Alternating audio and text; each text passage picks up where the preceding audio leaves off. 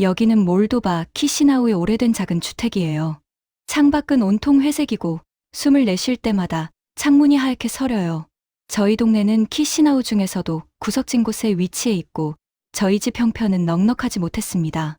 엄청 추웠던 그 밤, 저는 엄마의 눈빛을 잊을 수가 없어요. 죄인 같다는 엄마의 눈빛을. 엄마가 조용히 말했어요. 알리사, 이제 내가 정해야 해. 우리 집에 남은 방법이 없어. 저는 엄마에게 건네받은 사진 한 장을 꼭 쥐고 있었어요. 한국 남자의 사진이었죠. 그날 저는 처음으로 고향을 떠나기로 마음을 먹었습니다. 제 사연이 궁금하신가요? 제 이야기에 함께 공감해 주실 분은 좋아요와 구독 댓글로 응원의 말씀 많이 나눠주시면 더욱 힘이 날 것 같아요. 저는 알리사, 23살 외동딸입니다. 키시나우에서 태어나 자랐고요. 어릴 때부터 인형 머리 만져주는 걸 좋아했고 엄마의 머리카락이 제 장난감이었어요. 17살이 되면서 마네킹 머리를 밤마다 붙잡고 연습했어요. 제 꿈은 세계적인 헤어 디자이너. 저는 미용학교에 다녔고 학우들 중 우수한 성적을 받으며 선생님들께 이쁨 받는 학생이었어요. 제 노트맨 앞에는 늘 제가 나중에 열 헤어샵의 이름이 적혀 있었어요. 언젠가 제 이름을 건 살롱을 열겠다고 다짐했죠. 알리사의 드림 살롱. 아빠는 오래된 기계 공장에서 일하셨고 엄마는 봉제 작업장에서 바느질을 하셨어요. 그러다 어느 날 공장이 갑자기 문을 닫았어요. 아빠는 일자리를 잃으셨고 당뇨도 급격히 나빠졌어요. 저혈당 쇼크로 병원에 실려갔고 의사 선생님은 투석을 바로 시작해야 한다고 하셨어요. 한 달에 필요한 비용을 듣는 순간 머리가 하얘졌습니다. 우리 집이 한 달 벌어 모아도 모자라는 금액이었거든요. 엄마와 저는 친척과 지인을 다 돌아봤어요. 은행도 갔고요. 돌아오는 말은 비슷했어요. 미안해. 지금은 힘들다. 엄마는 계속 계산기를 두드렸고 저는 벽에 기대 서 있었어요. 그때 폴란드에 사는 이모에게서 전화가 왔어요. 한국이라는 나라에서 국제 결혼을 중개해준대. 성실한 사람이면 생활비도 도와줄 수 있대. 저는 아무 말도 못했어요. 이게 내 이야기가 될 줄은 몰랐거든요. 하지만 저는 외동딸이고 누군가는 결정을 해야 했어요. 저는 고개를 끄덕였습니다. 해볼게요, 엄마. 서류는 빠르게 준비됐어요. 여권 사진, 출생증명서, 건강확인서. 그리고 화면 너머로 한국 남자를 처음 만났어요. 이름은 박현수. 경기도에서 작은 철물점을 한다고 했어요. 차분한 목소리였고 저보다 조금 나이가 많아 보였어요. 안녕하세요, 알리사 씨. 네, 안녕하세요. 저는 그 정도밖에 못했어요. 며칠 뒤 아빠 투석비 일부가 먼저 송금됐다는 연락을 받았어요. 고마웠지만 마음은 무거웠습니다. 어떻게 갚아야 할지 계속 생각했어요. 그리고 준비하는 동안 저는 유튜브로 기본적인 한국어 공부를 했죠. 출국 전날 밤, 제 방을 천천히 정리했어요. 낡은 미용 교재 한 권, 마네킹의 헤어피스, 좋아하는 빛, 캐리어에 차곡차곡 넣었어요. 벽에는 파리 패션쇼 사진이 아직 붙어 있었고요. 그 앞에서 조용히 인사했어요. 조금만 기다려. 다시 만나자. 공항에서는 아빠가 휠체어에 앉아 제 손을 잡으셨어요. 미안하다.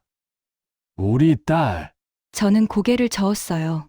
괜찮아요, 아빠. 저는 그렇게 고향을 떠나 낯선 한국이라는 나라로 떠났죠.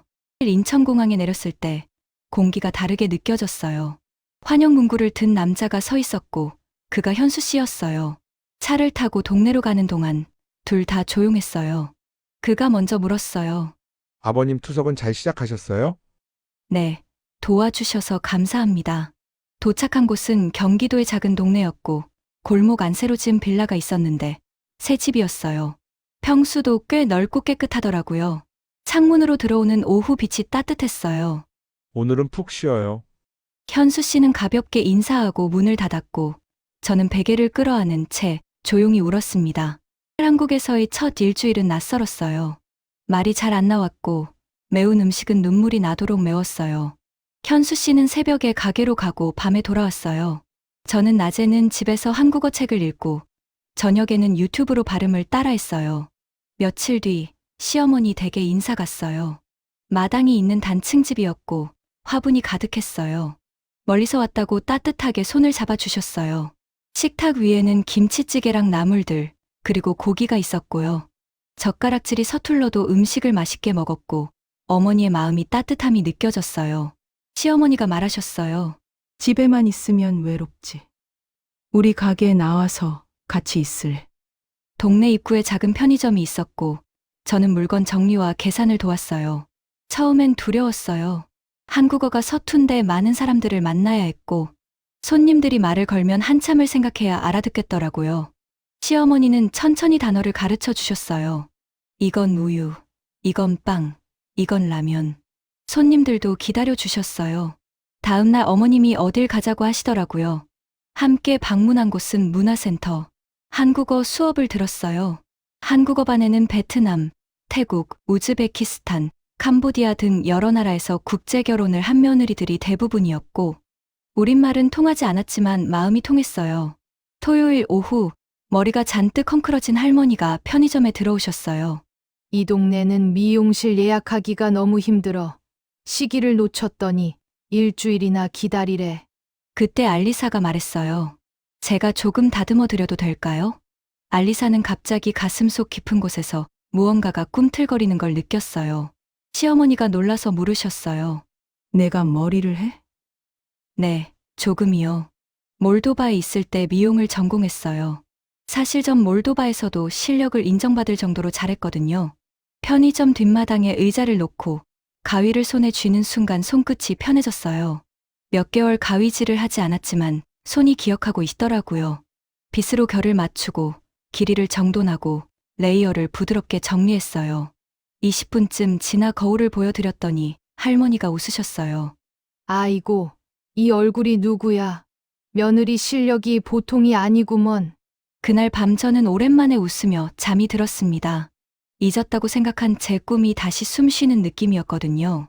그날 저녁 할머니 머리를 해드렸다는 이야기를 시어머니께 들은 현수 씨가 조심스럽게 말했어요. 한국에서도 자격증 딸 수 있어요. 외국인도요. 같이 알아볼까요? 저는 심장이 두근거렸어요. 다음 날 그는 프린트를 들고 왔어요. 다문화 가정을 위한 미용 교육 과정이 있대요. 한국어랑 실기를 같이 배우고 국가 자격 시험도 준비할 수 있대요. 저는 종이를 오래 붙잡고 있었어요. 저 정말 미용 다시 할 수 있어요? 그가 고개를 끄덕였어요. 해야죠. 아깝잖아요. 당신 손, 왜 꿈이 있었다고 말하지 않았어요? 저는 아무 말도 하지 못했어요. 전 그때부터는 바빴어요. 낮에는 편의점, 저녁에는 직업훈련원, 수업에서는 위생과 모발 구조, 법규, 컷과 펌, 염색까지 배웠어요. 한국어는 여전히 어렵지만 머리카락은 제가 더 잘 알았어요. 밤이면 현수 씨가 발음을 하나씩 봐줬어요. 천천히 6개월 뒤 한국어 능력 시험 제일 낮은 단계에 합격했어요. 시어머니가 떡과 과일을 사오시고 작은 축하를 해주셨어요. 시작이 반이야. 며느리. 어머니의 따뜻한 마음이 느껴져서 정말 감사했어요. 이제는 국가 자격 시험 준비였어요. 필기는 공중위생, 모발과 두피, 화장품학, 법규, 실기는 컷, 펌, 염색, 세팅. 시어머니는 편의점 창고 한쪽을 비워준고 의자랑 거울을 놓아주셨어요. 여길 내 연습방으로 쓰자. 필기는 정말 어려웠어요. 낯선 한국말을 이해하기도 힘든데 시험을 치려니 정말 힘들더라고요. 저는 3시간도 자지 않고 열심히 공부했어요. 그리고 필기는 첫 시험에 합격을 했습니다. 필기 시험에 합격 후 소문을 들은 동네 어르신들이 무료로 머리를 맡기기 시작했고 저는 시간과 정확도를 동시에 연습했어요. 첫 실기 시험에서 저는 시간을 초과했습니다. 발표를 기다릴 필요도 없이 실격이 된 거죠. 역시 안 되는 걸까? 눈물이 났어요. 그때 현수 씨가 제 손을 잡았어요. 다음엔 더 잘하면 돼요. 한국 사람들도 한 번에 합격하는 사람 잘 없어요. 현수 씨는 항상 제 편이었고 저를 위로해줬습니다. 컷 15분, 펌 30분, 염색 25분. 타이머를 켜고 손을 믿고 매일 반복했어요. 2번째 시험날 심호흡을 크게 했어요. 저는 제가 연습하던 그대로 했고 손끝은 놀라울 만큼 차분했어요. 이번엔 시간 안에 들었죠? 일주일 뒤 결과를 확인하는 순간 화면에 2글자가 떴어요. 합격. 저는 의자에 앉은 채로 울었어요. 손이 떨리는데 웃음이 났어요. 선생님께 전화가 왔어요. 정말 잘했어, 알리사. 정말 자랑스럽다. 열심히 하더니 합격할 줄 알았어. 이제 정말 하고 싶은 거 다 해요. 집에 오니 시어머니가 등을 토닥이며 말했어요. 며느리, 고생했다. 그날 밤은 꿈도 달콤했어요. 또 2달 뒤, 동네 중심가에 작은 점포가 나왔어요. 소식을 들은 현수 씨가 먼저 말을 꺼냈어요. 알리사 한번 해볼래요? 저는 솔직히 잘할 수 있을까 겁도 나고 월세도 부담이 되더라고요. 하지만 시간은 기다려주지 않잖아요. 지금 시작하지 않으면 평생 못할 것 같다는 생각이 들었습니다. 해볼게요. 잘할 수 있겠죠? 잘할 수 있을 거예요. 부담 갖지 말고 하고 싶은 거 해봐요. 현수 씨는 이번에도 내 편이었고 나에게 힘이 되어 주었어요. 시어머니는 모아둔 돈을 조금 보태주셨어요. 우리는 밤마다 페인트색을 고르고 조명을 달고 거울 위치를 정했어요. 오픈 날 간판불이 켜졌어요. 알리사의 드림살롱. 저는 간판을 올려다보는데 눈물이 났어요. 나의 꿈. 반가워. 잘 부탁해. 오픈 후 시어머니는 동네에 떡을 돌리고 저희 오픈 소식을 알리셨어요. 첫 손님은 편의점에서 제가 머리를 잘라드렸던 그 할머니. 입소문이나 그 뒤로 손님이 끊이지 않았어요. 소문은 빨랐어요. 젊은 손님들도 컷과 염색을 하러 찾아왔고 저는 예약표를 보며 하루를 계획하는 사람이 됐어요. 가게 문을 닫고 퇴근할 땐 현수 씨가 항상 데리러 왔어요. 퇴근하는 길에 현수 씨는 항상 저에게 물었어요. 오늘은 어땠어요? 현수 씨는 다정했고 나를 믿어줬고 나를 존중해줬어요. 오늘 바빴는데 너무 재미있고 너무 행복했어요. 그리고 어느 날 그는 웃으면서 조심스럽게 말했어요. 이제 나를 여보라고 불러도 될까요? 저는 웃었어요. 네, 여보. 그날부터 우리의 말투가 조금 더 따뜻해졌어요. 얼마 후 아침부터 속이 울렁거리던 날이 있었어요. 며칠을 참고 버텼지만 그대로였고 결국 병원에 갔어요. 초음파 화면에 아주 작은 심장이 깜빡였어요. 축하합니다. 임신 6주예요. 의사 선생님의 말에 저는 입을 막고 울었어요. 현수 씨도 한참 말을 못했어요. 고마워, 알리사. 시어머니는 눈가를 훔치며 저를 꼭 안아주셨고 시아버지는 말없이 어깨를 두드렸어요. 고향에 전화하니 엄마는 그 자리에서 울음을 터뜨렸어요. 우리 딸 고맙다. 건강하게만 있어라. 혈배가 조금씩 불러오는 동안에도 가위를 놓지 않았어요. 손님들은 괜찮냐고 물었고 저는 웃으며 말했어요. 천천히 할게요. 시간을 조금 더 주세요. 그리고 아기가 태어났어요. 우리는 아이 이름을 세아라고 지었어요. 세상을 아름답게 바라보길 바라는 마음이었죠. 아기를 처음 안았을 때 저는 한국에 와서 처음으로 아주 크게 울었어요. 그 울음에는 떠나온 고향도 있었고 다시 찾은 꿈도 있었고 이제 막 시작된 새로운 가족도 있었어요. 후 몇 달 뒤 저는 엄마와 아빠를 한국으로 초대했어요. 항공권을 마련하고 숙소를 정하고 휠체어를 준비했어요. 입국장 문이 열리고 2분이 보였을 때 저는 달려갔어요. 아빠가 제 손을 꼭 잡았어요. 우리 딸, 잘했다. 가게 간판 앞에서 엄마는 주저앉아 울었어요. 알리사 드림살롱. 엄마는 글자를 천천히 읽고 또 읽었어요. 그날 저녁 한 식탁에 2집의 음식이 올라왔고 웃음이 끊이지 않았어요. 아빠는 조용히 말했어요. 미안하다.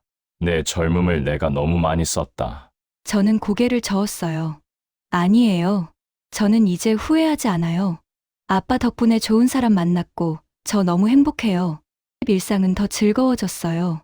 시어머니는 가끔 가게로 와서 손님들과 이야기를 나눠주셨고 저는 손님이 없는 시간에 시어머니 머리를 정리해드렸어요. 거울을 보시던 시어머니가 미소 지으며 말했어요. 알리사, 너의 손끝은 참 따뜻하다. 그 말은 한국에서 제가 들은 말 중에 가장 큰 칭찬이었어요. 우리는 서로의 말을 배우고 습관을 익히고 마음을 나눴어요. 시어머니와 며느리라는 말 사이에 어느새 엄마와 딸 같은 사이가 놓였어요. 지금 저는 매일 아침 가게 불을 켜며 같은 생각을 해요. 여기서 저는 제 꿈을 잇고 제 가족과 밥을 먹고 제 아이를 키웁니다. 한국은 낯선 곳이었지만 이제는 제 2번째 고향이에요. 저는 알리사이고 저는 엄마이고 저는 미용사입니다. 그리고 지금 이 순간 저는 행복합니다. 혹시 지금 마음이 얼어붙은 분이 계시다면 제 이야기로 조금이라도 따뜻해지셨으면 해요. 낯선 선택이 우리를 살게 하는 날도 있으니까요. 아주 작은 한 걸음이 끝내 큰 길이 될 수 있으니까요. 오늘의 사연 어떠셨나요? 끝까지 들어주셔서 감사합니다. 다음 이야기도 기대해 주세요. 구독과 좋아요, 알림 설정은 큰 힘이 됩니다. 그럼 오늘 하루도 건강하고 행복하세요. 감사합니다.